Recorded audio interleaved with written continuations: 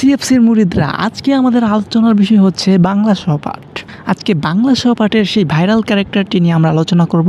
ইতিমধ্যেই তোমাদের মাথায় চলে এসেছে সেই ভাইরাল ক্যারেক্টারটি কি? সেই ভাইরাল ক্যারেক্টারটি হচ্ছে মজিদ পীর বা পীর মজিদ। তো সেই পীর মজিদের আগাগোড়া সম্পর্কে আজকে আমরা জানবো। তাহলে চলো ক্লাসটি শুরু করি। আমাদের আজকের আলোচনার বিষয় হচ্ছে লাল সালু।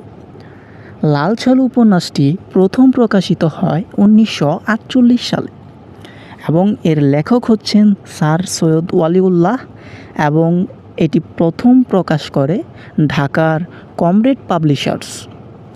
লাল সালু উপন্যাসের মূল বক্তব্য কী? লাল সালু উপন্যাসের মূল বক্তব্য হচ্ছে ধর্মের নামে ভণ্ডামি। ধর্মকে ব্যবহার করে কিছু লোক নিজের স্বার্থ হাসিল করেই চলেছে। অর্থাৎ কিছু লোক আছে যারা ধর্মের কথা বলে আমাদেরকে ভুল পথে ঠেলে দিচ্ছে।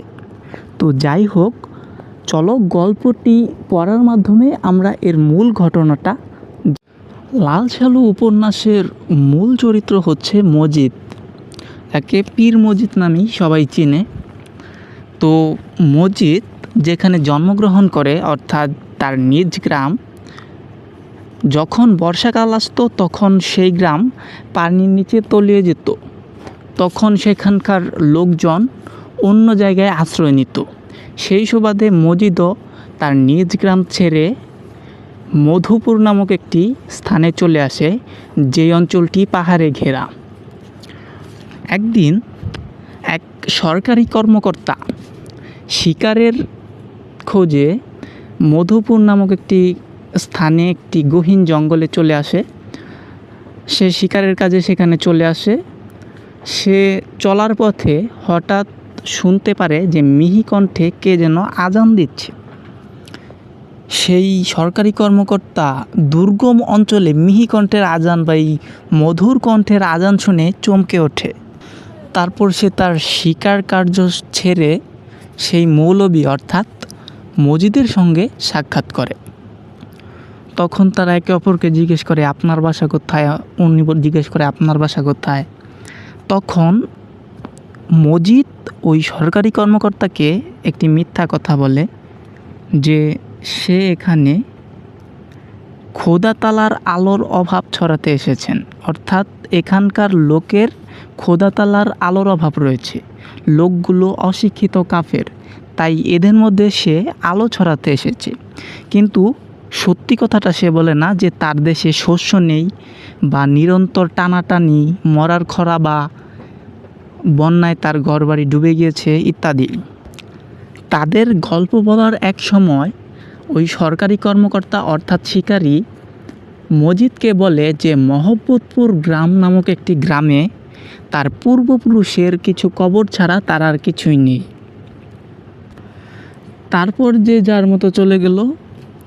মজিদ ওই সরকারি কর্মকর্তার কাছ থেকে জানতে পারে যে মহব্বতপুর গ্রামে যে ওই কর্মকর্তার কিছু কবর রয়েছে। তারপর সে তার মাথায় বুদ্ধি খেলিয়ে সেই মহব্বতপুর গ্রামে যায়। সেই গ্রামে তার যাওয়ার পূর্বে মতিগঞ্জের সড়ক নামের একটি সড়কের পাশে নদীতে তাহের ও কাদের নামে দুই ছেলে মাছ ধরছিল। যখন তাদের নৌকা মতিগঞ্জের সড়কের পাশে যায় তখন তারা দেখতে পারে একজন লোক মোনাজাতের ভঙ্গিতে দাঁড়িয়ে আছে। সে কিছুক্ষণ মোনাজাত করলো, তারপর মহব্বতপুর গ্রামের দিকে যেতে থাকলো। এক সময় তাহের ও কাদের তাদের মাছ ধরা শেষে বাড়ি ফেরার পর দেখতে পারে যে তাদের গ্রামের মাতব্বর খালেক ব্যাপারীর বাড়ির সামনে গ্রামের মানুষকে দাঁড় করিয়ে সে তিরস্কার করছে। কে তিরস্কার করছে?